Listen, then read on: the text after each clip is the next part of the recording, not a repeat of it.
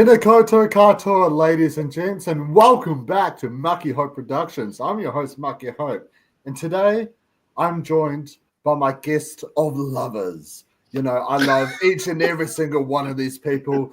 Till death do us part. And let's start off with someone whose hand I would most happily take in marriage. It is one of the best pretzel makers in New Zealand. Everyone, please welcome the legendary Sam Smith. Yeah. Oh, so good, thank you. We should explain that, shouldn't we? We had a date this week, didn't we? We did have a date. You know, we had a lovely milkshakes. We made some pretzels. We made pretzels together. The classic date that people do when they come over. Yeah. Exactly. It was one of the most perfect first dates I've ever been on. It was great. Everyone's just saying. Yeah. It was great. It's really ruined my marriage. So, it was great. Yeah. Well, that was my plan all along. That's why I stayed back to chat to your kids. I had to find my way in. Yeah. You know? You're a gamer. You're a strategy guy. Love it. Strategist. Yeah. You do well on Love Island. We should do a Love Island podcast. I've never seen it. But speaking of Love Island, someone who I would love to see on Love Island, it is the great, wonderful, stunning, fabulous, intelligent Michelle. Michelle, how's it all going? Island? Yeah. Why do you want me on Love Island? What about Amazing Race or Survivor? Love Island, crap. Because you'll be so good at Amazing Race or Survivor. So I want to see you put into a show where you struggle the whole time. I would be rejecting after rejecting. I'd be like, no. Please let me leave. Can I go and eat some rice on a beach by myself? No, but how have you been, Michelle? Good. Really busy with work today. Everyone's busy, but I had quite a few things happen with the kids today, which it was like a snowball effect of badness after badness after badness. So I'm really glad I'm home and chatting about something I love. Awesome. But talking about something that we all love. Oh my gosh, everyone. We've got a brand new guest with us. And I'm just so excited. You know, we've chatted a few times, through TNT, but I'm so grateful that we could finally do a podcast. We were not debating about why Brad Culpepper is the best player of all time. Ladies and gents, please welcome the legendary Coach Drew. How's it going, Coach? It's going all right. Thank you for having me. I'm really looking forward to talking about this specific episode of the Traitors because, boy, was it a doozy. Oh, yeah. And just something as well. I just want to explain why you're such a legend here, Drew. Do you feel free to share what the time is for you right now? It is 3:05 in the morning. I live in upstate New York, so this is going to be a fun one. I still have a lot of energy. I chugged this about an hour ago, so we're good. Wow. Did you stay up late or did you get up early? I woke up around 9 a.m. and I haven't taken a nap or anything. I'll go to bed after this. I have nothing going on tomorrow, so we're good. Oh, cool, man. Wow, wait. Can I just say, you really are the energy drink. You are such a beast, such a monster. I'm so grateful to have you on. I could barely, I could struggle up to midnight, but you're here at 3 a.m. doing the hard grind. So I really do appreciate you being on here, brother. And I appreciate you guys for having me on. I'm really looking forward to it. Yeah, and unfortunately, V couldn't make it tonight. She's feeling a little bit under the weather, but we do have her in the comments here with us. It's kind of like a voice from heaven, almost. It's like as if we all murdered her, but we could still hear her voice. Like, no, this is not good. And she says, "Good Lord, Drew." Oh my God, I agree. But let's open up. What a turret! This season, right? We've got Carolyn just said to Rob at the end of last week's episode, Michelle, the only way we can move forward is just if we take out Danielle.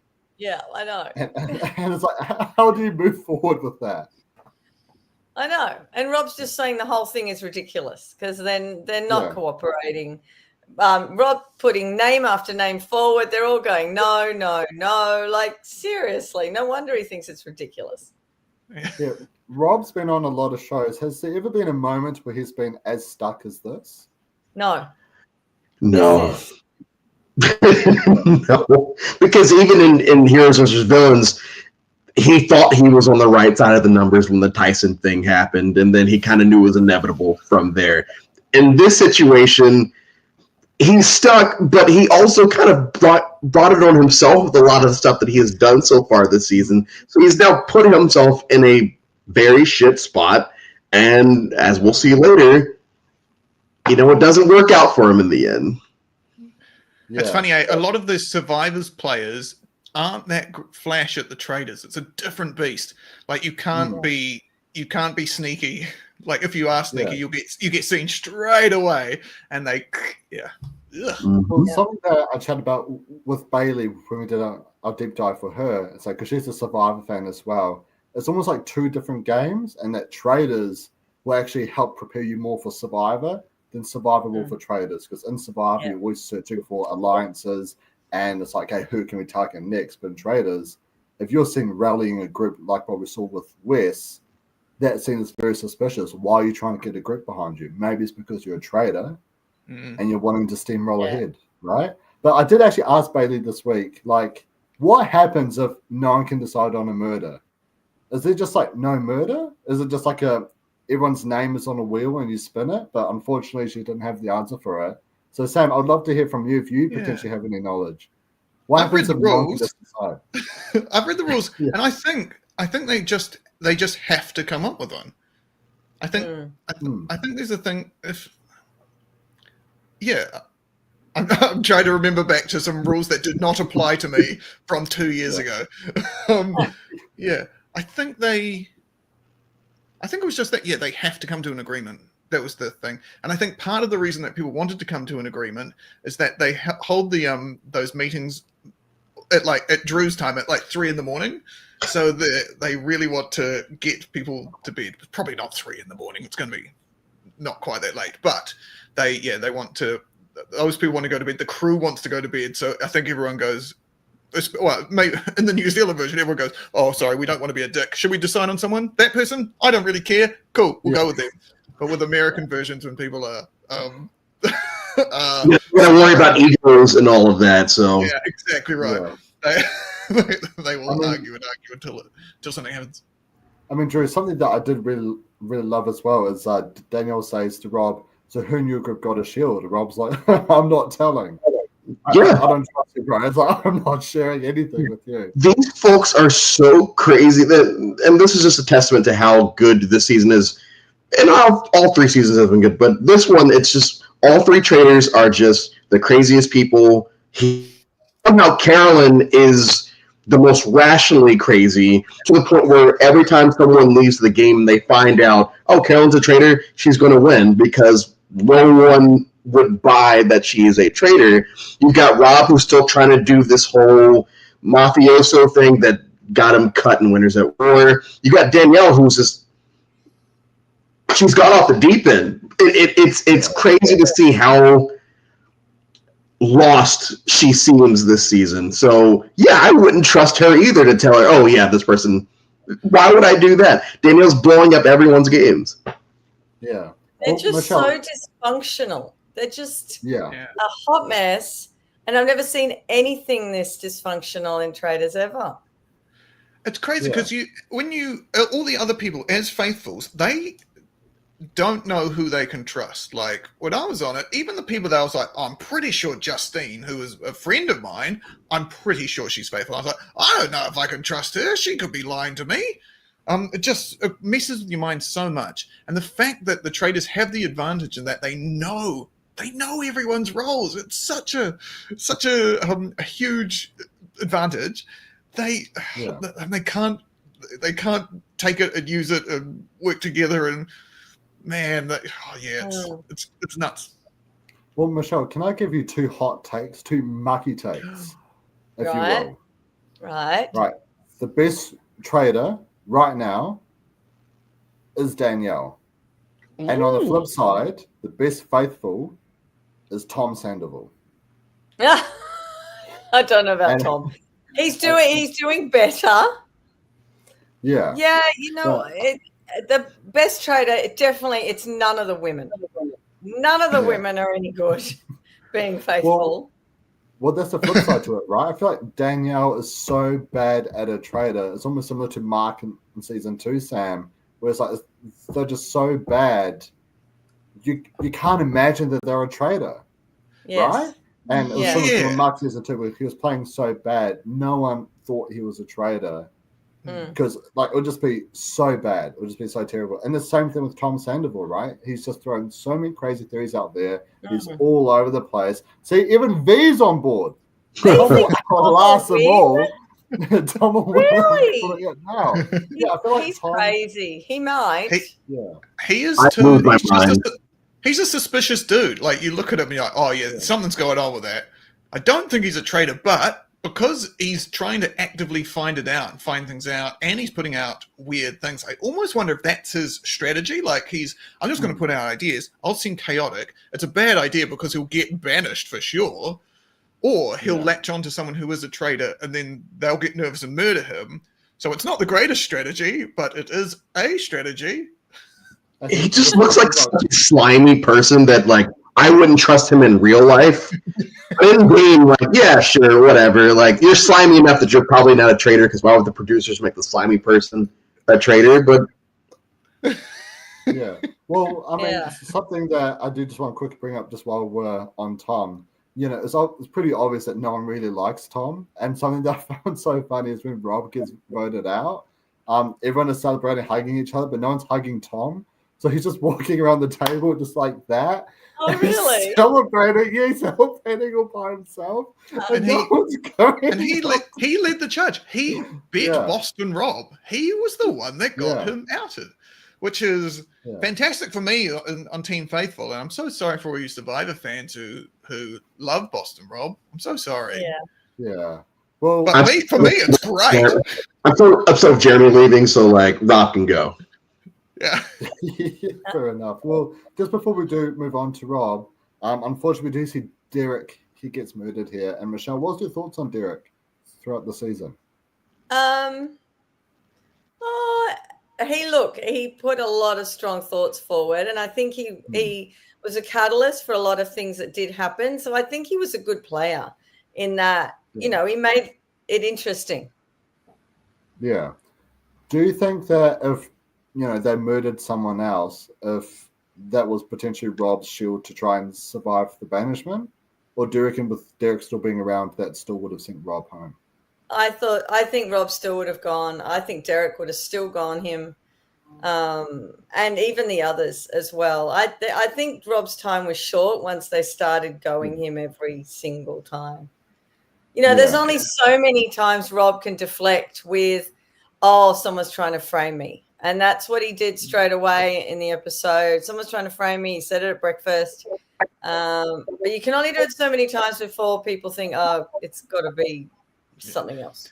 It's so much of a distraction when that keeps happening. You're like, well, let's just get rid of this distraction. I get rid of this guy, and then we can actually focus on the thing. Oh, wait a second, we actually got a traitor. So we've actually learned some information from it. Yeah. Well, Sam, we've actually seen this, I guess a similar sort of banishment happen twice now with Dan Giesling last season. A problem that I found with Dan is that, Johnny Bananas was the first one murdered, and a lot of those like other male gamers were taking out really early on. And I kind of felt like something similar here. Tony's out pretty much straight away. Jeremy is murdered basically straight away after. Like, do you think maybe the best strategy for a game is to keep those other Survivor players, Big Brother challenge players around to have kind of more shields you can throw it off to? See, it's hard. My strategy was always to not be a threat. So I just tried to be the wimpiest person in the entire world ever, apart from the missions where I tried really hard to show my worth. But that's the complete opposite of Survivor and the exact opposite of what those people come into the game to do. All right, see you, Drew. We'll see you later, mate. Yes, I'm not sure what's happening there, but I'm sure Drew will be right back. I think he was trying to fix his camera before. It was going all fuzzy. But yeah, I think what I would expect is if the loud people get rid of the loud people. And we see it every season. Those people get banished. The quietest people get murdered to start off with, and then the loud faithfuls who are working shit out, they get murdered. So it's always about middling this game. you've got to be in the middle. You can't be the quietest. You can't be the loudest. If you're the quietest, people will question that. If you're the loudest, people will question that. Awesome. Well, someone has come straight back. Speaking of quiet, welcome back, Coach Drew. We missed you. Did you go off to do some murdering or something, mate? Yeah, I can't figure out what was making my camera so blurry, so I just turned it off and turned it back on. Yeah. I think it's probably because it's 3 a.m. and camera want to sleep. Honestly, it probably is. Probably. We do have a comment here from V. The framing narrative was something of a Hail Mary from Rob. And yeah, I mean, I do agree with you guys. There's only so many times you can use that same story over and over again, and just sort of becomes, well, why don't we just vote you out and just see what happens, right? So it's like a big question mark over a player. I had a question about breakfast. When they were at breakfast, I think Rob said it. Rob said, I only knew Derek for a couple of days. Haven't they been there for like 6 breakfasts? They don't film multiple breakfasts in one day, do they? No. They film, I think, One in the American version. I think it's one breakfast every second day. I think they do a breakfast one day and a mission that day. Oh, really? And then a round table and a thing. I think he's just rounding down. Yeah. Because he would have come in. He came in on day 1, but then properly day 2 or 3. But then 2 or 3. Yeah. His couple of days would be. 10 days. Yeah. So something that Visa said the other days they had to starve. No breakfast for you guys. Maybe that's why Tom was like shoving all of his food down. Did you guys see that in that one episode? The entire episode. You got to have a lot. You got to keep your food stores up when you got to create enough grease for your hair. Exactly. But we do have a couple like really hashtag feed time. I agree. We do actually have several funny moments actually in breakfast where Brittany comes in with Ivar and she's talking about how they've got nothing in common, and she describes Ivar as furniture that moves and only drinks tea.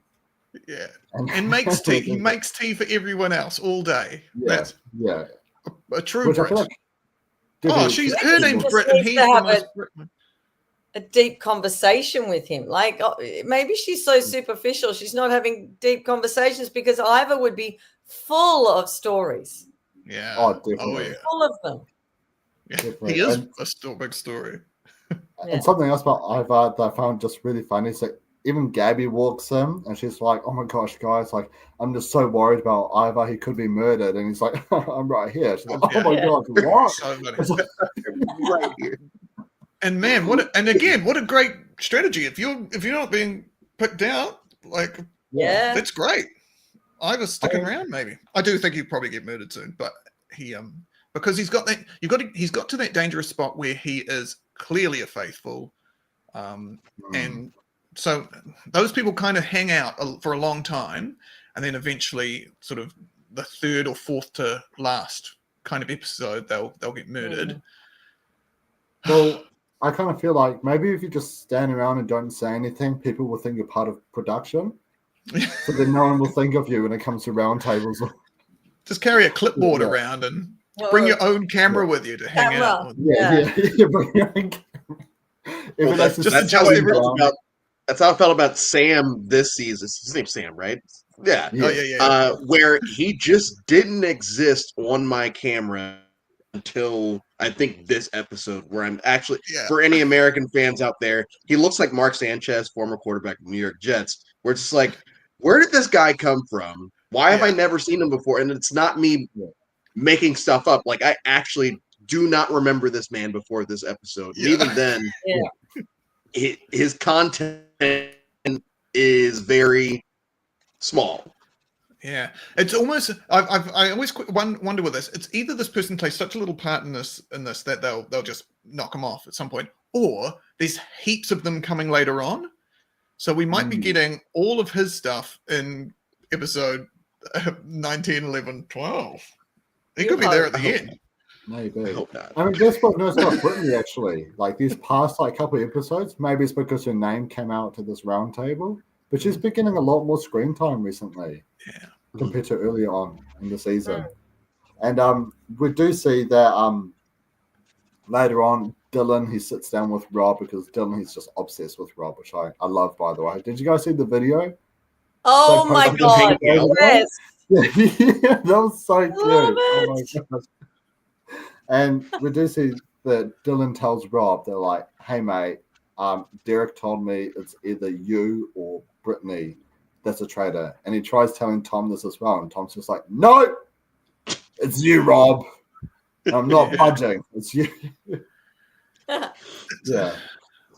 But good for Yeah. Tom. Yeah. But people always say, "Oh yeah, Rob's so intimidating, this, that, and the other." And Tom's just kind of like, "I think it might be you," like to his face, which is great. You know, that's as neurotic and crazy as Tom has been. That was a moment that it's like, okay, I could rock with him for this episode. He's I'm gonna the go back giant and, killer. Yeah. Yeah. Just quickly going back to Dylan. I'm such a fan of Dylan. I think I relate to him the most as the fact that he's not a reality star. He's someone's brother. It's a pretty amazing reason to be on a show. But he just seems so likable and nice, and he's a faithful, and I think I want him to win. Yeah, I really want Dylan to win too, but I want Dylan to win with Sam because it'll be the two best players on why they came to the show. Dylan being Zac Efron's brother and Sam for being Britney Spears' ex. Sam, like Sam's hardly ever on. Yeah. I just don't understand. Sam reminds me of this guy that's on Insta that actually is French. And he speaks all these French words and then puts all these words together and all the words sound the same. And they look exactly the same, but it obviously cannot be him. But every time I see him, I think, are you going to start speaking French? But I never, like, he never does anything. Yeah. No. My person that whoever when they pop up, I'm like, who on earth is that? It's Dolores. She changes her look every time. Yes. Who's this? And there's Dolores every time. I'm like, oh, it's her. Yeah, I remember her. She's been in the whole season, but just something about her. She looks so different every single day. Yeah, and it's the first time today I actually have notes of something Dolores said. I've never talked about Dolores the whole time. Yeah. Oh, okay. What's your notes on Dolores? It's right at the end. Let's get to the challenge. Okay. All right. Well, let's talk mission. about the challenge. Well, the mission. This isn't Survivor, Michelle. Sorry, I've got to get the right words for the right show. Good job. Can I just say, I loved this mission as well. You know, where players must pair up with each other first, and they're all dressed in very over-the-top red and black marriage. You know, I've got a wedding next month actually, and I was like, oh, I'll just wear a tuxedo, it'll be fine. But now I'm like, do I have to wear red and black? Yeah. Is that the standard wedding look now? Strong colors. Like Rob's jacket, was that velvet? Like red velvet or definitely something? looked like it. And I was like, And I've got to say, when they said that, now when Ellen came out dressed in a wedding dress, I was like, oh yeah, this is stupid. This is ridiculous. Alan was just in a suit with like some hip things put on the side of his suit. It was really weird. It's a weird choice. I just wish Bob the Drag Queen was still around. I would have loved to on Bob the Drag Queen. He would have worn something even bigger and bolder. Oh yeah. Absolutely. Yeah. So we do see the couple pairings is Tom and Dylan, Brittany and Danielle. They've sort of pushed their rivalry aside to really come back together. Ivar and Sam, like the most like purpled people of the season, coming together. It's like, oh, thank goodness. Now I know who both of them are. Rob and Sarah, Karen and Gabby, and Chriselle and Dolores, which I felt really bad because I wrote down this mission 3 times and I always mixed up Gabby, Chriselle, and Dolores in each different time.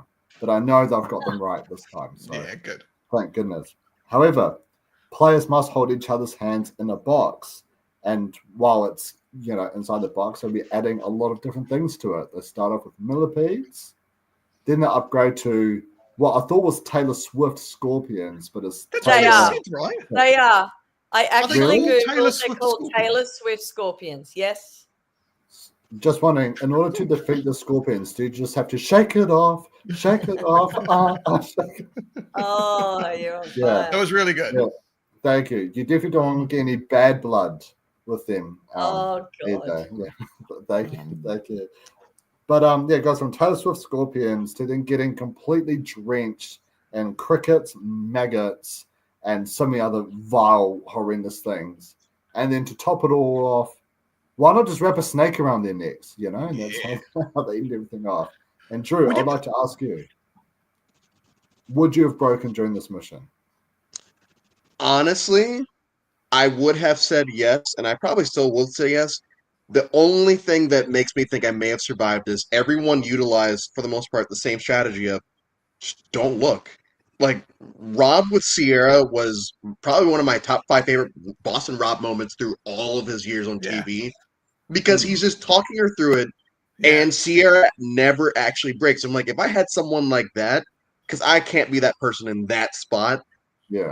I think that I could make it what was it, 10 minutes or whatever it was. I think I could until the snake touches my shoulders, and I think at that point, I'd really just be like, I'm sorry, I might, because I know what this is. I know what's on here. No, I'm gonna say I wouldn't survive it. I'm just being honest. I wouldn't survive it. How about you, Michelle? Would you have survived this mission? Yeah. Yeah. Easy. You're I a mean, I challenge hate case, right? creepy crawlies on me, but the hand thing was fine. This is like I'm a celebrity. You're not eating them. And I've had snakes on me before for competition, so fine. Yeah, I also thought, I think this is quite easy for me. The fact that who let go almost instantly, was it Gabby? It was like Chriselle Dolores, just instantly. Michelle just went, I'm out. Like, seriously? What's wrong with you? Seriously. I think this was even before the millipede touched them. I think they saw it and was like, nah, then they go straight away. So I think Dolores was very clearly pissed off. Yeah. Oh yeah. There was a mission in the final episode of our season where one of the 5 of us got maggots and cockroaches put on them, and to me, I think that's fine. There are so many things that I think, because it's only for a short amount of time, and it's for TV, so it's kind of fun. My question is always, wouldn't the snake try and eat all the bugs that are everywhere? I thought that too, but they weren't going for them. Yeah, they must have already eaten a bunch of bugs beforehand. Or maybe they were vegetarian snakes. Is that a thing? I don't know. Maybe. Sammy B aspect, and my favorite part of this was the fact that Alan, for the most part, is always in character. Alan's always playing this, and in this, he's just a guy laughing at these people for going through all of this in-game trauma. That made the challenge so much better for me, because it's like, you know what? If I had Alan over there legitimately laughing and not like playing to the camera, I would have a good laugh with it too, because he was having so much fun watching it.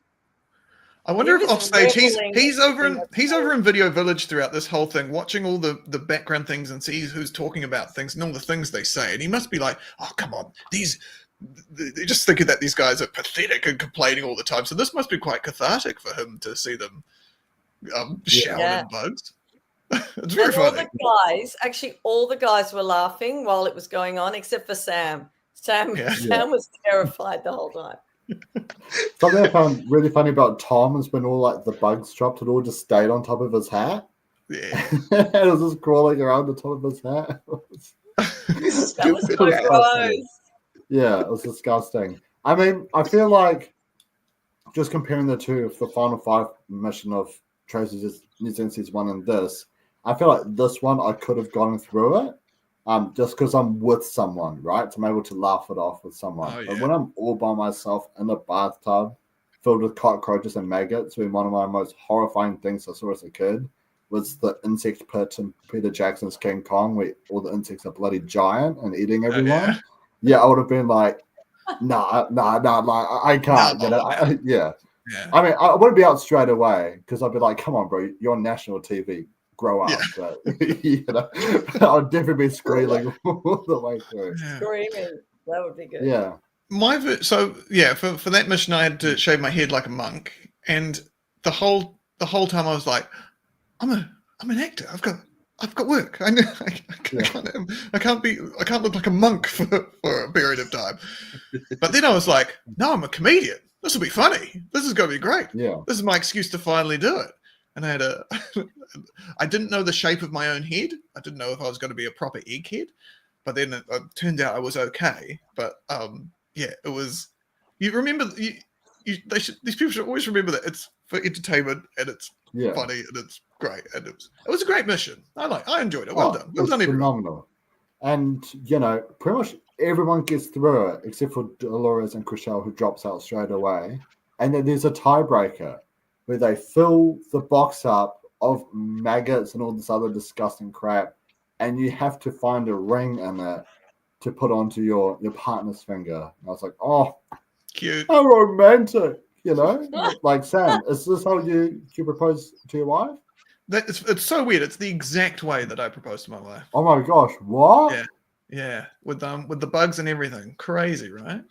Yeah, Nice. so crazy, man. Like, I wonder if maybe they're secretly contacting you about your life. Yeah. And they're just getting. It's so weird. Yeah, every mission that they've used this season has been something that's come directly from my life. Like, Yeah. I had that big like traitor thing up in my backyard, and then and I tried to blow it up that time, and they used that. Yeah, wow. Exactly. And also in your backyard, you had like the 4 doors and a killer clown. Yeah. Hiding behind 3 of them, That's my garage. What? That's a good point. Did you say you didn't like that one? I said I forgot about the clown one. Oh. That for some reason that seems forever ago. Yeah. It does. It's so true. Like when we get 1 episode a week, that seems like so long ago. And man, that mission was stupid. It was really dumb. Yeah. But it's because they were saving all the bugs for this one. Exactly. I like the way this one kept leveling up. I think that's a cool mission where it keeps leveling up. That clown one just sort of petered, just sort of kept being the same, if not worse, throughout it.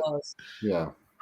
And we do see that Sam and Ivor, they win the mission. I believe Danielle and Brittany do as well. And was it? Yeah, that's right. It was Rob and Sarah that automatically win the shield, right? Mm-hmm. Yeah, that's right. That's right. Because Chriselle and not Gabby, Chriselle and Dolores were out. And for pretty much the whole build up to the round table, it pretty much is either Brittany or Rob. I was actually kind of surprised that there wasn't any other names really in the mix, especially after the whole Carolyn and Danielle blow up. As well. And Michelle, I just want to quickly go back just to go back on what you said, Drew. I've sort of been vocal about the fact that I'm Team Faithful, which means I'm against the Traitors, which means I'm against Boston Rob. But when he was talking her through all that mission, I was like, oh no, this guy's great. This guy's lovely. Yeah. This lovely man. And just to skip ahead quickly to the banishment, when he says goodbye as well, he also just seemed like such a gentleman, like, hey, thank you so much, I've had a great time in your life. And it's that loveliness that I love, which is the exact opposite of Wes being swearing at them.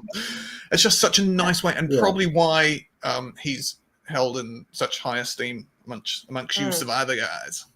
Anyway, I've jumped ahead between Rob and Brittany. Brittany, thank you. Brittany. Yeah. And Michelle, did you think that there was ever a chance Rob was going to survive the banishment, or did you think he was pretty cooked from the get-go? I thought he was pretty cooked. I gave him probably 30% that he might survive, but there was so much against him, and a lot of people didn't believe it was Brittany. If there would have been someone else up against him that was, that had more things against them, that were a bit more suspicious, okay, but a lot of people aren't suspicious of Brittany. Yeah. Yeah. Who do you think the person was that he should have done? I reckon Tom. Yeah. Yeah. But my mind went to Danielle. Yeah. Because he said he was trying to keep his word that he wasn't going to go for them. Yeah. And he was trying to placate both of those crazies in the turret. So he's got to say something like that. And then he's someone who tends to stand by his word. Yeah. You know, if he says something, he sort of means it. He doesn't generally go against people. I think that's why he's respected, even in Amazing Race, you know, and Survivor. If he was against someone, he was against you, and you knew it. Yeah. But yeah. Well, I kind of feel like Tom would have been a great pick for Rob here, just simply not for the traitor argument, but you know, it's very well clear that no one really likes him except for Dylan in the mansion. So why not just vote him out just for the sake of getting rid of him, right? Like, yes, we may not be removing a traitor, but we're removing someone who we can't work with. Like, Drew, do you think that could have been a good approach for Rob here? Not with Tom. Like, I understand what you're saying. Yeah. I do feel like where the numbers are going right now, getting rid of someone that we're all fairly certain is a faithful just because he annoys the heck out of us is not the best. Because we still have, for all we know, there could be 3 traitors left or 2. Let's just assume there are 3. Why would we lose another number tonight? I feel like if he were to deflect on someone, I mean the options are so limited now because you can't do Danielle because you've given your word, and also people probably wouldn't believe it at this point. People are definitely believe Carolyn is the traitor, so you can't go that route. You could go after, you know, I keep calling her Trishelle. That's last season. But Trishelle. You could go after your boy Dylan, but you don't want to screw Dylan because he's your puppy. You don't want him to lose. So like you have to almost go after the biggest player there that's not Danielle, which would be Brittany. And I refer to it as everyone knows what Chekhov's gun is. I always refer to, in reality shows, Chekhov's confessional. And we had Chekhov's confessional 2-3 episodes ago where, you know, Danielle has her infamous F Boston Rob scene, and it's like, okay, well, that's clearly going to come back. And then every episode is just kind of built to Rob's going to eventually get caught. And when it was between him and Brittany during the debating phase, I'm like, Rob's definitely going. He has to. They've already told us that he's going, because why would they show the confessional if he was just going to stay? Yeah. Well, Sam, you know, I guess it's harder when the numbers like really go down as well, where I feel like you've got some people, like just from an audience perspective, maybe I'm just a little bit biased here, but to me, I feel like if I was there, Gabby, Chriselle, maybe Dolores and Tom do kind of seem like faithfuls. Tom's just a coward, bad faithful. Yeah. And so it's really just you and the 3 traitors, Brittany and Dylan, right? Like, how hard is it actually trying to pinpoint someone as the numbers dwindle? Oh, it's so hard. Like, the faithfuls have no idea. Like, there are certain people that they really have to screw up and do something like there has to be like a full proper lie put out in place that people work out as a group that ever is the only thing that ever sort of makes you confident that you're heading in the right direction. My thing is that I guess I would be, if I was a traitor, I'd be trying to, there seems to be a group of all the women who look the same, and I find them difficult to put them apart. Yeah, Britt and Gabby and Dolores. There must be, I would say that I would be going and like, look, these guys are a group and they're sticking around without really doing something. Maybe it's one of them. But again, that's probably what Rob was doing with Britt. Yeah.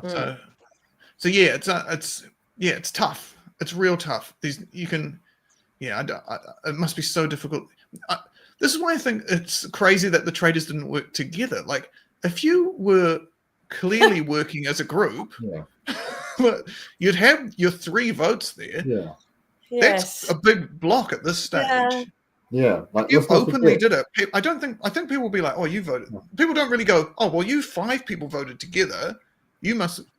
Are you 3 of you the traitors and the 2 of you not? They don't do that. They go, well, there's probably a division somewhere. So it's tough. Well, let's not forget. So I've got a motorbike that's probably like speeding right past my apartment. But let's not forget that the first banishment of this season was with 5 votes as the majority out of like 20.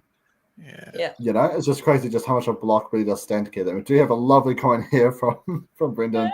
Hello, Michelle, Sam, Coach, and others. I don't watch Traitors, but I'm a faithful of this channel. I'm just here to push engagement. Thank you, Brendan. I love you, brother. Thank You're you, a good man. You're a good man. And I I'm a love good faithful. other. Yeah. And, you know, we do see, you know, that Rob's name is put out there by Tom. And Rob does this whole, like, hey, everyone, I'm clearly trying to be set up here. I can't do a Rob impression. I suck at impressions. This is the Traitors. The Traitors are clearly trying to set me up. Yeah. Just give him any other accent. Yeah. Just Okay. Trumpet. Oh my god. Trumpet. I know I have tiny hands, but I am definitely a faithful. I love the hands thing you do. It reminds what he me of does. those little That's dolls what he things. does. It's clear. Hey? Okay. And we see he's trying to spin an argument of like, I'm being set up by someone who's clearly very smart. And who's the smartest here? It's Brittany. But also, Derek said your name. And that's pretty suspicious. That's something that I think is a weird thing. Once a faithful is banished and is murdered, and everyone is like, "Oh, that person was a faithful," that means everything they said must be true. But that's not right, because they didn't know what was going on. It happens time and time again. Once someone goes, people take like, "Oh, they were thinking it was this person, so it must be that person," because I guess there's an element of they were murdered because they were seen as a threat to that person. But it's one of those weird things where, as a ghost, you suddenly have so much more chutzpah. Yeah. Mana. Yeah. Just really quick, we do see a comment here from Tim saying, now I'm considering watching Traitors New Zealand, lol. And but he's not so sure how to. Obviously, I can't say it live on the podcast, but if you chuck us a check DM at Mucky Hope Productions _ on Instagram, I will hook you up, man, because in my opinion, Traitors New Zealand, some of the best Trader seasons of all time. I really like Traitors Traitors New Zealand season 1. I thought that was a really good season. Yeah, season 1 especially. Very, very, very good. It's got the bar silver right there too. Actually, guys, I got to see the bar silver in person. It's just just marvelous. A clay bit of thing. The I found my my little book that I kept while I was in the Traitors recently. I'll bring it along next week. It's like 2 rooms over, so I can't be bothered going to get it now. But the I can take you through and show you what I was thinking throughout my time there. Can I just want to go back. Oh, sorry, he's talking again. Go on. Oh no, after you, Michelle. Okay. Okay, fine, put up. Oh wait, no, sorry. After you, Michelle. After Brendan. Yeah. Okay, fine. Here's the memes guy after all. Oh, Chutzpah?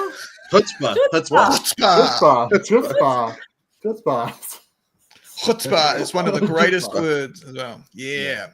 Yeah, I came for the support of the channel, but I stay for the Yiddish. Awesome.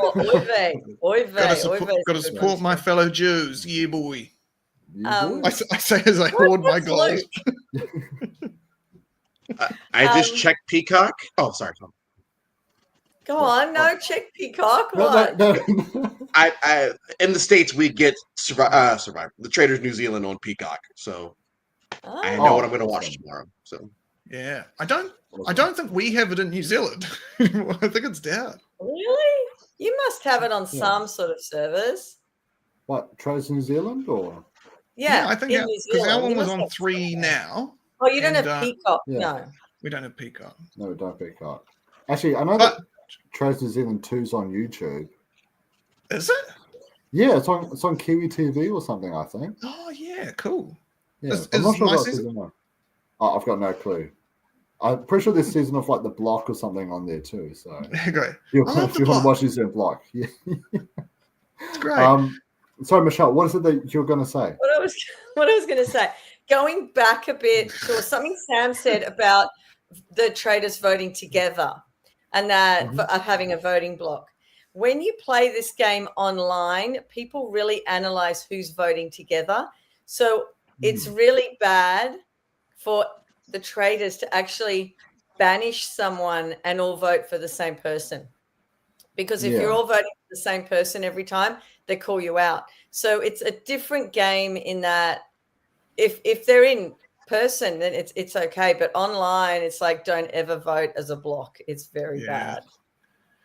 Yeah. We I just remember because we kept track of everyone voted for, every person that everyone voted for, and we looked for patterns and saw who were voting together the whole time. Yep. But it was like me and Anna and Brooke a bit. So well, no spoiler alerts here, but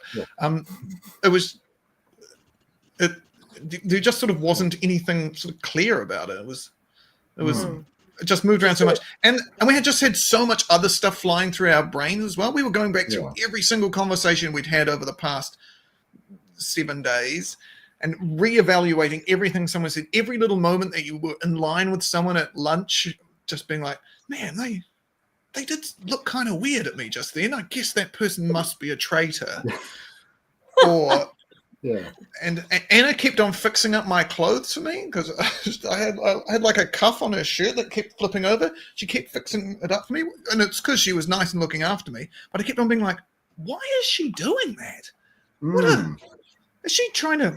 She's just trying to get me on side, right? But no, she was looking out for me because she's a friend.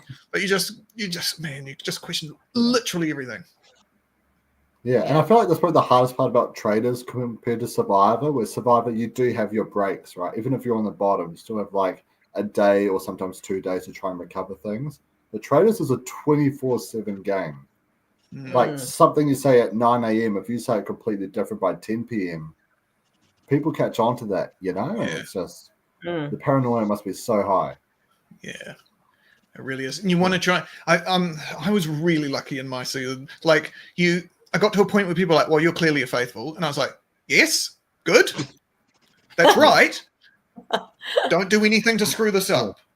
I've somehow lucked into this. Let's keep this going, please. And you're thinking, Sam, don't say anything. Just don't talk to that person. Shut up. Keep my shot. Yeah. Just blend into production. Yeah, I've got to Ivor this. Yeah. I was trying to be Ivor before Ivor was a thing. Yeah, definitely. But I guess just moving back to the round table. So Robbie tries to put out a whole speech on, it's Brittany, she's trying to set me up, but we kind of chatted about it a bit earlier, like how many times can you use the same argument over and over again?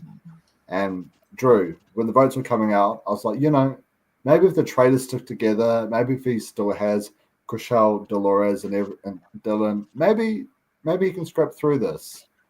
And then not only does Dylan vote for Gabby, but bloody, Dolores and Chriselle vote for Tom. I was like, oh, no, he's gone. They didn't even talk about those people. No, they didn't. And so Dylan... It's really suspicious when you're around a round table, you've been talking about 2 people, and then someone brings up a completely random name. You're like, you didn't mention that? You haven't said that all day? That is so weird. It's one of the and it just keeps you. It ticks off that thing in your brain of like, okay, that person isn't with the rest of us. I'm going to keep an eye on that person. That person might be a traitor in disguise. Dylan kind of threw his vote. He did for American Heroes versus Villains fans. The round that Rob goes home and that Coach votes for Courtney, I think, in that situation. Yeah. And Rob calls Coach a little man and he leaves it. And this is basically what happens this time. Dylan doesn't want to have to make a choice. So he just throws his vote, which in this type of game, it's basically fine to throw your vote, but it still just felt weird. You've chosen someone that at least vote for Danielle or Carolyn because their names have come up in the past. You're voting for someone whose name has not been brought up in any type of mess, or vote for, I don't know if Sierra could have gotten vote, but vote for somebody. Yeah. And instead you vote for Gabby. Tom goes what you were talking about earlier. Tom gets 2 votes, and probably because they hate him. I would still say in that situation, you two, just pick a side. Just vote one of these 2 instead of picking Tom, who, yes, we get that you hate him. Fine, let's hope that he can die tonight after the round table, and you don't have to deal with him again. What I think Even is if- actually going to happen is Yeah, he's even going to if you're- stay because Yeah, even if you vote for one of the two people that are being talked about, you're going to be in a group with about 3 or 4 other people who also did that. So you can all sort of rally and be like, "Oh man, we screwed up! I can't believe it." Oh, and it doesn't. If you just go on something random, then people are like, "But then this other person did this other weird thing." It separates you so much. It's such a silly thing to do. Yeah. I mean, I feel like what you should do instead is pull a Joe and just have a complete meltdown and just vote for yourself. Vote for yourself. Yeah. Ultimate faithful move right there. I don't think you're allowed to. When that came up, I was like, "Oh no, that's in the rules. You can't do that." But then they didn't redo it. Yeah, who's got to stop you, right? It's like, no, I'm not changing my vote. Are you going to kick me out? Is that what you're going to do? Do it. I do. Like force productions.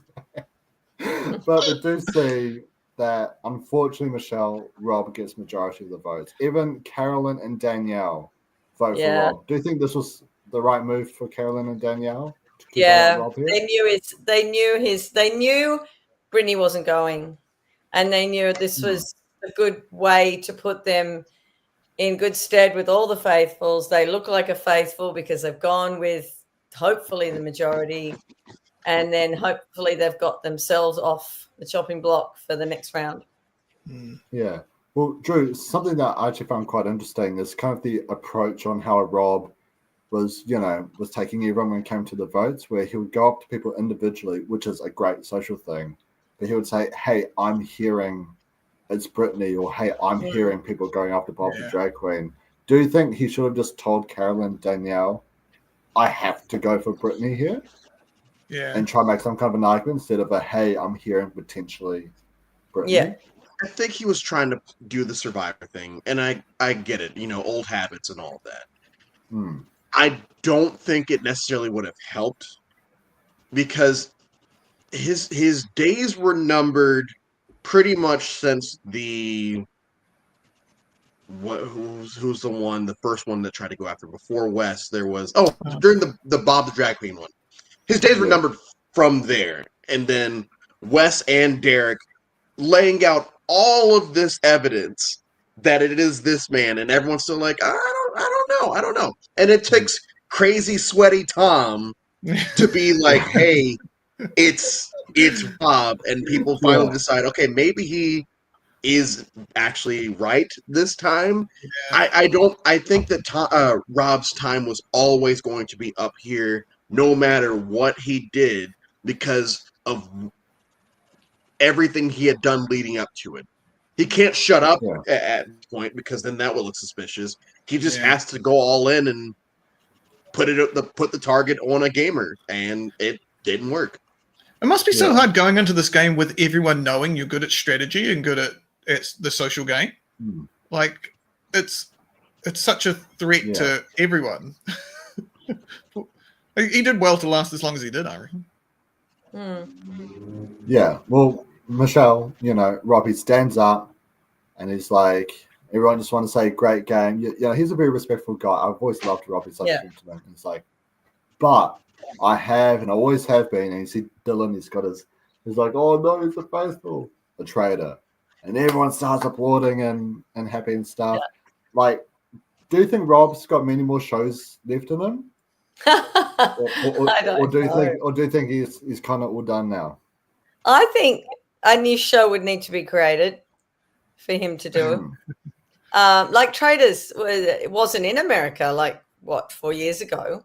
And then it was created and he was perfect for it. I think he can't do anything that's currently out there because he needs something that really requires a brain. He's not going to go on something that's just a piece of, I don't know how to explain it, something that's not got some sort of meaty.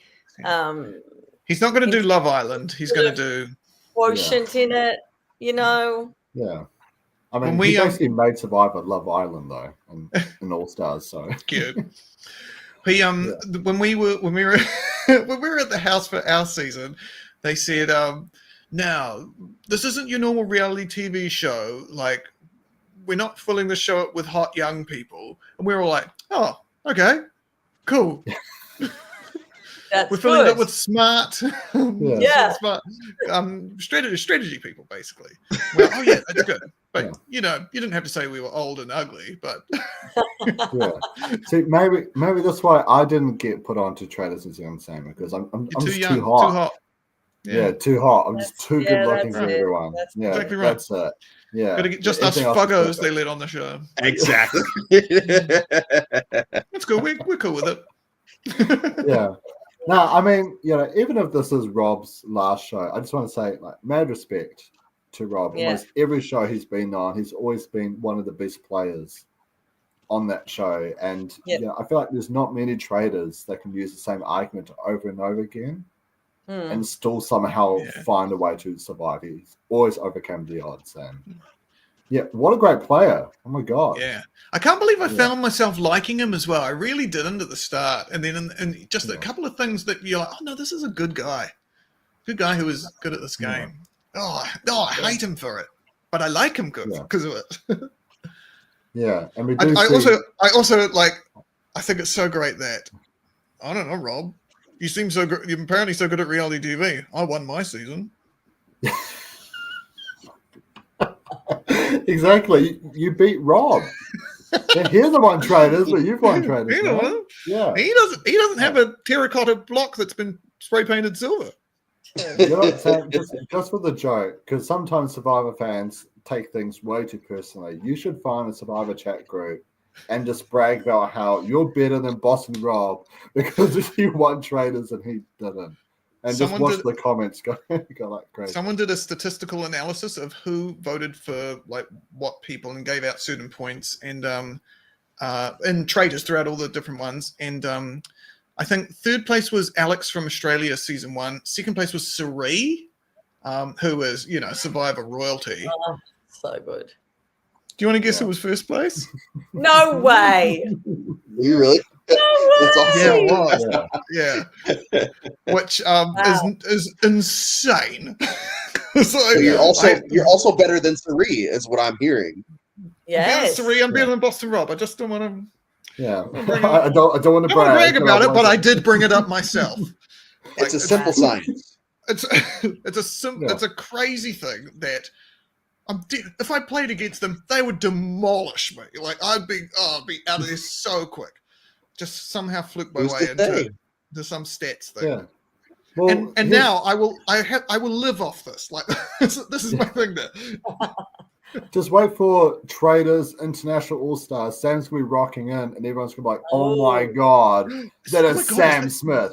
Sam's basically the Boss and Rob and Parvati and Sari and Tony over. Exactly right. Traitors, Imagine. No, wait, Boston Rob, Parvati. I think you can say Sari because she won her season. Don't bring Parvati into this. Yeah, exactly. Parvati's I'm sorry, I can't keep doing it. Like it makes me feel too icky to keep doing this weird like braggy character. It's not in my nature at all. I say that, but I do keep bringing it up. But Every time someone drinks in Traitors out of one of those funny glasses, all I can hear in my head is Parvati saying "poison chalice." Every single time, she's like living in my head. Yeah, I feel like if I ever played just Traitors, I'd be too scared to drink out everything. I just find a tap and just drink straight from the tap. It's like just grab the bottle of alcohol, drink from the middle of the breakfast table, which is very strange to have a hole in the middle of the breakfast bench thing in the kitchen. Just eat the fruit. I do look at that every time and be like, was that a trough or something to start off with? And what was it? And why is it there? It's just weird. Yeah. I mean, it's very colourful, but why? Oh, I know. It'll be because they rather than having people getting food out of the things behind it, they can get it from just in front of them, so they'll sit there and actually eat it and have the cameras facing them. I reckon that'll be it. But they're a lot of them are stars, though. They know not to eat on camera because it's not very flattering. Yeah. Not Tom. Unless you're Tom. Tom does not care. He's taking his free meals. I think Gabby even said at one point, dude, just calm down. It's just,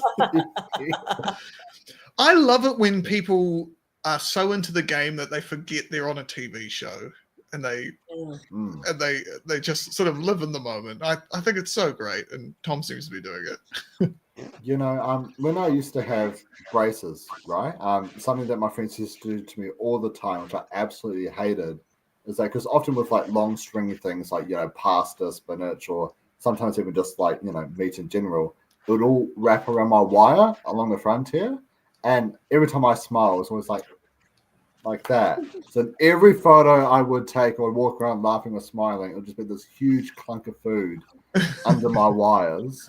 And so thank goodness I'm not wearing braces on Traitors, because you see me at all the round tables with all just bloody food. Just Didn't Sandra had braces last season, right? Yeah, Sandra spent all last season with her braces. Did she? But Yeah, season 2, queen, Sandra just had braces the entire time. Yeah, but see, the difference between Sandra and I, Drew, so I haven't won 2 seasons of Survivor. They would tell her she's got food in her braces, but they wouldn't tell me. They're like, "All right, that's pretty funny." I reckon that's a really smart like move, because if people go, "Oh, that guy can't even clean food out of his own teeth," I'm not going to vote for him. We'll keep him around. He's not a threat at all. And maybe that's why they keep you around, because you're a dentist, Sam. Yeah. It's like, we need Sam around to help Mucky with his teeth, you know? Exactly right. So we better keep these two, and that's a good idea. Yeah, exactly. But anyways, just getting back to Traitors US. Speaking of teeth, we've got Danielle and Carolyn, right? And I've no idea where I was going with this either. But they're in the Traitors turret, right? And Danielle's like, "Oh my god, sister, like, I've got you. We're going to the end. Like, we're basically besties now." Right. Exactly. Another 12 hours goes by. Like, seriously. Yeah, like, I literally wrote down in my notes, it's like when you're going on a first date and the partner says they can't wait to have kids with you. It's like, whoa. Pump the brakes, you know? Pump the brakes. It's only just been one day, bro. In this case, it's like saying that to someone that you've been in a relationship with, but you've both cheated on each other. Yes. And then, like, immediately after, you're like, "Yeah, hey, we're going to do well together." Yeah. Okay. No. Well, I mean, Carolyn straight up calls her out and says, "You mean behind Brittany, right?" And she's like, "No." She's like, "Oh, okay, yeah, I'm sure that I'm number one in your book." Yeah. Carolyn's not with the BS. She's not. Yeah. I mean, Drew, do you think, like, they should have just brought that up? Just be like, "Yeah, we may not be each other's number ones, but let's keep on working together." It's like, who's your number one? This is my number one. We don't murder these people. Yeah. Right? It's a sound strategy. I think that would be a sound strategy, especially this late in the game. Yeah. You both have someone that's hands off. You get to those last couple of rounds, or even that last round, you have two people that would go to bat for you. Yeah. And it would ultimately be costing them. But, like, Sari did it with, 2 or 3 people in her season, and those people were pissy for months later. Their own problem. Yeah. But I don't think that, like I keep saying, I think Danielle, there's no way that Danielle's going to make it through this. I'd be shocked if she did, because she's just spiraled so fast that, you know, and I kind of don't want them to add another traitor at this point, because now that the obvious people are out, it's going to be weird seeing how people are perceived now. Now that Rob's gone, I feel like the game kind of resets here. I don't think they're going to add another one, because obviously they're killing face to face tonight, or at the end of this episode. And then there aren't that many people left for them to suddenly put another traitor in. I think there's like 9 or 10 people left, I think. Yeah. I think they should, just for the reason that the game would then be, they've recruited someone who's changed their attitude. Who's someone who's changed the way they're acting now. And that would become the game. And then the two of them can start playing the feed them to the wolves game, where they just slowly bring someone on, knock them off. It saves them for another couple of nights. I love that they're actually doing the face-to-face thing this time, because, you know, the commercial, they all turn around, but obviously, is it Sam that turns around with the face like this? Yeah. Obviously, you'd think it's got to be him, right? they're leading us to think it's him. But obviously, they've all been asked to turn around with a plain face, all been asked to turn around with a shocked face. Yeah. But they're trying to lead us to Sam. If it's him, I'd be shocked. Yeah. But it's just amazing. I love that they have to do it face to face. It's so cool. good. It's such a great way. And in season 2, we wrote a mission where it was murder face to face, but it was you have to murder one person and the other person will become a traitor with you. And it was called Big for Your Life. And it's such a cool thing to do. And we haven't seen any other version other than New Zealand season 2. So it'd be awesome if they get to do this later on as well. It'd be amazing. Yeah. And I can tell you what Dolores said that I thought was a bit ridiculous. You know, she basically screamed at the altar and said, you better kill me because I'm just getting started. Like, Yeah. I'm sorry, have you been featured very much? No, because you haven't really had a strategy. And if you're just getting started, why would you say that if you want to actually live longer? And why would you want to be killed? You're telling them to kill you, but obviously they'll kill you the next night if you're going to talk to them like that. I'm sorry. The whole thing is... Well, Michelle, he really actually reminded me of one of my favorite seasons of Survivors, season 2 of Australian Survivor, where at the final tribal council, Tara's like, now I started playing the game when I took out Lockie. It's like, that's the final 5 of 24 people. Yeah. Like, that's your argument? I watched that season. I know what you're talking about. Oh my gosh, really? Yeah, it was back in like 2002. No. This was 2017. Wasn't there someone called Tara in season 2 in the Outback? No, not Australian. It was American Survivor in the Outback. Yes. I'll sit back. You have your Survivor chat. You are talking Marquesas. 24 years ago. You talk about Marquesas. Right. Yeah. Oh my god. We do have a comment here from Brendan. Actually, we've got this one first. Sam, the Mensch Smith of the Jewish Hall of Fame. I agree. And then from my limited understanding of Traitors, it is just a mob yelling "witch" whenever someone does anything. And the difference with this season, the Wrens were yelling "witch" are just a bit meta. Yeah. That's pretty much. Yeah. Summary. You don't even need That to is watch a- the season now, Brendan. Yeah, you've got it. That's a very good summation. Yeah. I actually do wonder, is that maybe like a strategy? Like, let's say you're in a room talking with someone and you don't trust them, and they say something such, and you just start screaming traitor. Just be like, traitor! Oh my God, this person just told me they traitor! were a traitor. He just said he was a traitor. And then when you vote them out and they're faithful, you immediately get It'll heavily backfire. But yeah, who do you think they're all going to kill though? Sam, who's your prediction for murder? Yeah, I don't know. I did think it was going to be Sam because I thought, from in my experience of the show, production just didn't play a role at all. Like they weren't. They'll be like, "Hey, we just want you to turn around when this thing does and react accordingly." That's all they would say. They would never be like, "Hey, do it again, do it a different version." But that might be different from what they did in the American season. So I'm using that to say that I thought it was going to be Sam. Because I think it was Sam or Tom that turned around. It was Tom that turned around. around. Sam, it was Tom. Yeah, sorry. And I'm thinking Tom as well. Yes. Yeah. I think Tom's gone. He's just painted himself as faithful of all faithful by voting off Boston Rob. There's no use for him now. I think it's going to be Tom.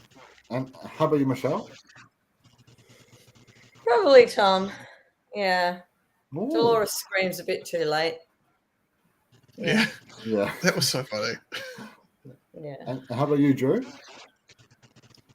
I'm going to say Dylan because Now that he was Boston Rob's like lappy, so he needs to. Yeah, if you want to do a hard reset on the rest of this game, you've just got rid of Rob, get rid of Rob's sidekick, and just start over. And at this point, you know, and in the preview, it's you could see them talking to someone saying, "Oh, you've shown that you're the greatest faithful and all that." It's like, well, Dylan has done that. Like Dylan has been faithful to the end, to the not buying that Rob is a faithful or as traitor. I think Dylan. I think Dylan. And also, I just don't want Tom to go at this point because I want more Tom hate from the Yeah. Tom haters in the house. I need more Tom hate content, so Tom has to stay at least one more week. It is an interesting season, eh? Like, I don't think we've ever had so many people who are clear faithfuls. Like they talk about with so many different people, with Tom and Dylan and Ivor, and one of the girls, and then Gabby. Yeah. And something that Chriselle says as well is that you would know if I was a traitor because I'd be sending Tom straight out the door. Yeah. And it's like, that's a pretty faithful thing. Yeah. A faithful thing to say. So they almost have a big gang. How about you, Mucky? What do you reckon? Oh, it's hard. I feel like it's one of Chriselle or Dolores, I think. Oh. And the reason why I thought that is because I felt like Chriselle especially, like kind of like her, Dylan, Tom, that sort of group are like the very clear faithful, so that sort of makes sense. I felt like with Dolores, there's something about her that you could maybe form an argument with, but I just don't see an argument being made about Chriselle. With Tom, there's a bad faithful. With Dylan, I can see the argument of why was he in Rob's pocket so much? Oh, that's because he was a traitor with Rob. I can see that argument forming, but with Chriselle and even with Gabby as well, but Gabby's not. There's no way in how Gabby will get murdered. I just don't see an argument where you find anything to banish Chriselle. Yeah, and that's just my take. Yeah. Good take. Speaking of my takes, Brendan says, I'll start my own Sucky Hopes podcast now. Oh. Yes, Brendan. We'll start some YouTube drama between Sucky Hopes and Mucky Hopes. But unfortunately, that does bring us to the end of our podcast. Sam, I saw you had some very lovely news you posted today about your book. Would you like to share it with the podcast? Yeah, I've got a new book coming out next month. What month is it? February. Yeah, next month. Yeah. It's called. I write a series called Miles and Jones. It's the second book in the series. It's going to be arriving here any day now. But I also just found out that one of my other books, Don't Scare the Dentist. Oh, I'm not meant to say this. I'll just whisper it. Oh. It's getting translated into Turkish. So if you're Turkish, you could read one of my books. Oh my gosh! Crazy. Congratulations, man! Yeah, that's thank awesome. You. I definitely wasn't meant to say that. So mind blank, you don't know that. But definitely get Miles and Jones, The Blizzard of Blobs when it comes out next month. That would be great if you would. If you have it's for kids age sort of 6 to 10-ish. It's a graphic novel and it's pretty funny. And one of the characters in it is called Sam because I can't come up with original names. Yeah. You should start using names from the podcast, you know? You could have Michelle, Drew, Mucky, V, you know? Yeah. Brendan, because why not? Yeah. Brendan is the guy that keeps popping Brendan from Sucky Hopes podcast. I don't think you can use that with kids. They'll start calling people sucky. Yeah. I'm going to run everything by you first, Michelle. You're putting me in good stead. I like it. Oh, that's good. And now something as well, Michelle. Yeah. Australian Survivor starts next week. Would you like to plug any of the viewing parties you're going to? We've got one in Brisbane, Sydney, and Melbourne. The one in Sydney next Monday should be good. We've got Cara and Stevie coming along currently at the moment. We may get some current survivors, but of course, it won't be those people. It will be their brother or uncle or something. Yeah, exactly. Exactly. Is this Sneaky Steve we're talking about? Sneaky Steve with the white glasses. Yeah. I love Sneaky Steve. I've actually got a theme song about Sneaky Steve. I'll play it when we do our Australian Survivor Live. I know. I love him so much. Everyone was like, why is he coming back for Heroes vs. Villains? And I was like, thank God is here for Heroes vs. Villains. Who needs George? We got Sneaky Steve, right? Yeah. Yeah. He's great. I can tell Michelle's just like, whatever, Mucky. Yeah, sure. No, he's great. I love him. And he's really good with the fans and he comes to everything. You know, he's great. Yeah. Yeah, and how about you, Drew? Where can people follow you for any amazing Coach Drew shenanigans? You can follow me on Instagram at chosen10515. You can follow me on Twitter at theclick KLIQ. and I have nothing going on right now, so I'll mostly just be tweeting about. I don't even know what I tweet about during the non-Survivor season, so don't go on there yet. Oh yeah, Very if you follow me on specific Instagram, rugby strategy. yeah. Oh, if you follow me on Instagram, I'm currently doing my countdown of my top 365 movies of all time. I Oh do my a movie a God. day. So today's, or I guess tomorrow's movie, spoilers, is going to be Donnie Darko. And so yeah, we're slowly moving along there with that. Wow. And you What's- will finish that on the 31st of December, will you? I will finish that on the 31st of Wow. December. What's number I one? like the way you spelled click. That's cool. Number one is As Good as It Gets, starring Jack Nicholson, Greg Really? Kinnear. Yeah, that's my favorite Ah. movie. Wow. I thought you were going to say like, oh, well, you're going to have to wait till December 31st. No, Is, Yeah. is the Sound He's of got the Music in your inside list? scoop. Sound of Music is in my top 10. It'll be Yes. Sound Ooh. of Okay, Music is my top 10. Drew, we've just become best friends. Just so you I'm know. glad. I'm glad. Yeah, if you are new to the channel, smash the subscribe button. Michelle, it's got a smiley face to it. Yeah, Ah, are you impressed with the okay. smiley face? Very How impressed. did you do that? I know, I'm just so crazy when it comes to graphic design, guys. You know, I nailed my graphic design class in high school. You even see it from Brendan. The click, Drew, I've got 2 words for you. Oh, yeah. But smash the subscribe button, hit that like, follow I everyone understood that reference. Oh, you did? Yeah, I was sort of just laughing. So I'm sure there's a reference there, but I have no idea what the reference. But subscribe, like, and drop down below who you think is going to get murdered next week. We'll be back on Sunday to talk about the next episode of Traitors US, and we'll be here not this Thursday, but next Thursday to do the first week of Australian Survivor Brains versus Brawn as well. So until then, ka kite anō everyone, and I'll catch you all next time. Have a good one. Peace. Bye.